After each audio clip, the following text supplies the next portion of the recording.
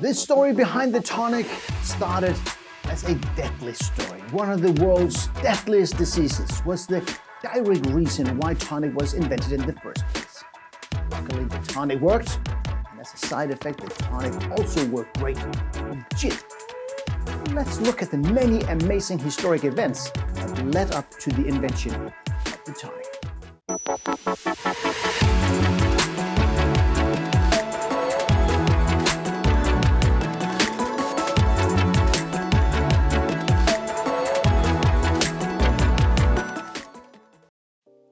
Hi guys, and welcome to High on Gin. The story behind the tonic is a crazy story. A story that is not so often told compared to the story behind the gin. But never forget that 3/4 of a gin and tonic is tonic. So why don't we give the tonic the attention that it really deserves? And the story may have started as long back as 30 million years BC because scientists found the Plasmodium parasite in amber that was found in the Dominican Republic. And it is this parasite that causes malaria.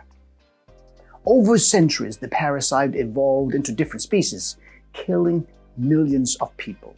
And even though malaria remains the single most prevalent life-threatening infectious disease in the world, according to World Health Organization, and even though the organization estimated that there was 241 million malaria cases and 627,000 malaria deaths worldwide in 2020, this number is far off from the horrendous numbers before the discovery of a cure.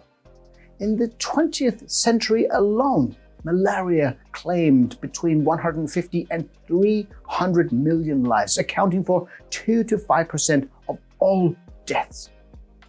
And many people wrongly believe that malaria only thrives in the tropical climate, but malaria also lives in the temperate climate zone. It is only when temperatures is below 20 degrees Celsius that the malaria parasite can complete their growth cycle. And that means that the malaria also was a huge problem here in Europe back in the days. And malaria's arrival in Rome in the 1st century AD was a turning point for the European history. From Africa rainforest, the disease most likely traveled down the Nile to the Mediterranean, then spread to the Middle East and north to Greece. And Greek traders and colonists brought it to Italy. And from here, Roman soldiers and merchants would ultimately carry it as far north as England and even here in Denmark. Many historians speculate that malaria contributed to the fall of Rome. The malaria epidemic of 79 AD devastated the fertile marshy cropland surrounding the city of Rome, causing local farmers to abandon their fields and villages. The word malaria even comes from the Italian word malaria, that means bad air, because it was believed that the disease came from gases rising from the marshland. As there was no known cure, it became one of the biggest killers and dreaded by everyone. And it's not until Christopher Columbus discovered South America on his 3rd voyage to the New World in 1498 that things start to happen. His discoveries really inspired many more people to go there, some to explore the New World, some to colonize the New Worlds, and some to get their hands on the enormous amount of gold and silver that the Incan Empire had gathered. And one of those people was the Spanish conquistador and explorer Francisco Pizarro. He left Spain in 1530 to get his hand on the Inca treasures and to gain some glory. And on November 16, 1532, Francisco Pizarro trapped the Incan Emperor Atahualpa. Even though Atahualpa had more than 80,000 men, Pizarro used his military skills and his intelligence. With fewer than 200 men, Pizarro lured Atahualpa to a feast in the emperor's honor and lured him into only bringing 5,000 unarmed men to the feast. And then he opened fire on the unarmed Incas. Pizarro's men massacred the Incas in just 1 hour and captured Atahualpa, forcing him to convert to Christianity before eventually killing him.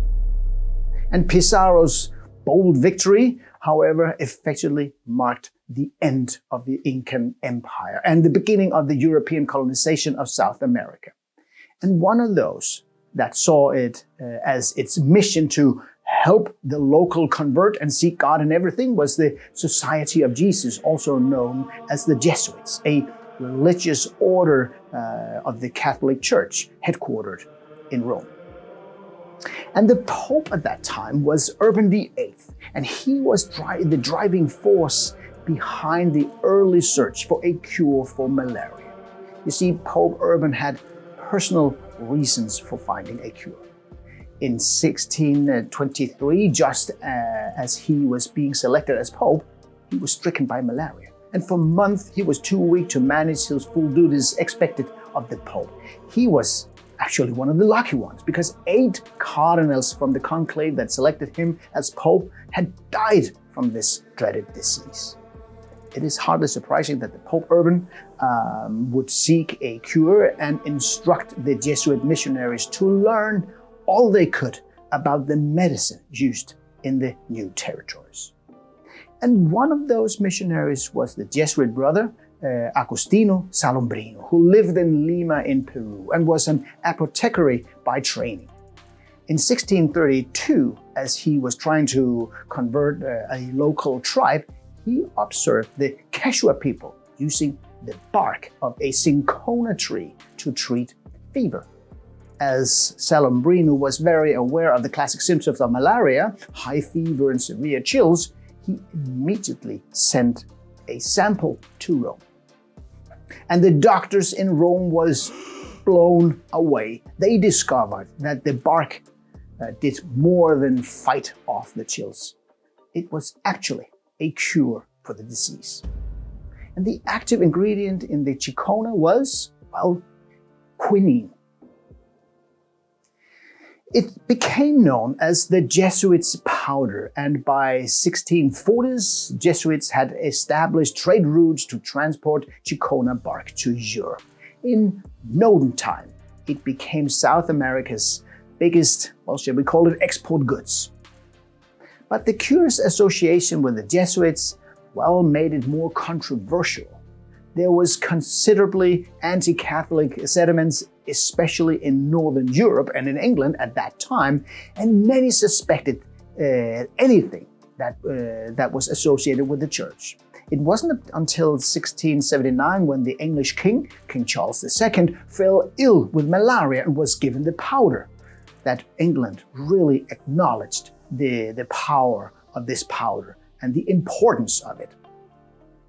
And at the same time, Great Britain's maritime expansion had accelerated in the 17th century and resulted in the establishment of settlements in North America and in the West Indies. And this really continued into the 18th century with a focus on Asia and Pacific and later on Africa. And with this focus came the growing need to give the soldiers something to fight malaria. Just as an example, from 1819 till 1836, almost half of the British troops sent to Sierra Leone in Africa died. Many called Africa the white man's grave, and it was known as a death trap for soldiers. And at the same time, South America did everything they could to keep control of the cinchona tree and made it a crime to export trees and seeds, really to try to secure and protect their livelihood. But the British and the Dutch governments realized that quinine was one of the major tools if you wanted to be an imperialist, and that the powder really was an important tool if you wanted to colonize these areas. So, of course, they wanted to plant cinchona trees on their own colonies to stop their dependency on South America. And by the mid-1850s, they had managed to smuggle seeds and seedlings to their tropical colonies in the South Asia and the East Indies. And as a result, the monopoly was broken, and in 1930, the Dutch plantation produced 97% of the quinine in the world and had taken over the market completely, leaving South America with absolutely nothing. By the mid-1850s, the British had successfully established these fever tree plantations in the southern India where malaria was so rampant. So British authorities started distributing locally harvested quinine to the soldiers and the civil servants. British citizens and soldiers in India was using around 700 tons of chinchona bark annually for their protective dose of quinine. You see, a daily ration of quinine was a very, very bitter mouthful. So soldiers started to see if they could make the intake a bit more palatable, and an officer came up with an idea of mixing the powder with soda and sugar, really to mask the bitter taste. And voila, the tonic water was invented. And as the officers got a daily ration of gin, well, it is said that the invention of gin and tonic was a reality at the same time. And to be fair, there are stories that indicate that the mixture of quinine and alcohol as a medicinal tonic was actually invented in France in 1846 by Joseph Dubonnet, using a blend of herbs and quinine. And this blend was said to be commissioned by the government to tempt the French foreign legions to take their anti-malaria medication while abroad. And what is the true story here can be very hard to prove, as there are no real records or references to support these stories. But what is a fact is that the first commercial tonic was patented under the name tonic water by Erasmus Bond, owner of Pitt & Co. in Islington, England. It was marketed as a DJ Steve and general tonic rather than a medication, and well, did not become immediately popular. But, however, the tonic water did better in the hotter climates, and by 1863, adverts for quinine tonic waters appeared across British colonies, advertised as DJ Steve's and as fever treatment. It was most often recommended to help European travelers acclimatize to the tropical heat. The first known references to tonic water cocktail came in 1863 in Hong Kong, where it was paired with a ginger brandy. And then Johann Jacob Schweppes company, Schweppes, first introduced its own quinine and lime-infused mineral water onto the market in a big way in 1870. And from here, the rest is history. The tonic really conquered the world and became one of the most important and used mixers. And for many years hereafter, tonic water was this carbonated soft drink with this distinctly bitter and citrusy flavor to it. But with the start of the company Fever Tree in 2004, the tonic water got a revival that the world has never seen before. Fever Tree's founder, Tim and Charles, was really puzzled by the fact that the high-end spirit market had been growing with an increased demand for better products from the consumers. But at the same time, the same thing could not be said about the tonic. I mean, if 3/4 of your gin and tonic is tonic, what good would it make to make the best gin in the world if the tonic wasn't equally good in taste and quality, but was made with these artificial sweeteners and artificial ingredients? And as their tonic was so closely related to quinine, they decided to name their company after the colloquial terms for cinchona tree, fever tree. So they launched what ended up to be one of the biggest successes in the industry that really revolutionized the way that we perceive tonic.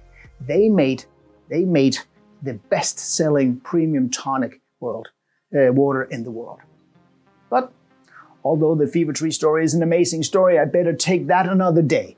I just want to thank them for making some of the best tonics in the world, and not least for inspiring other tonic brands to start, and for kicking the established companies in the nuts and really force them to step up and provide the quality and variety that we consumers deserve.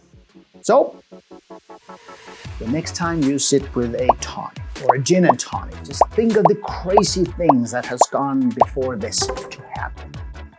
The tonic and the gin and tonic stories truly are some historic historic stories. And the drink is so historic in so many ways. Until next time.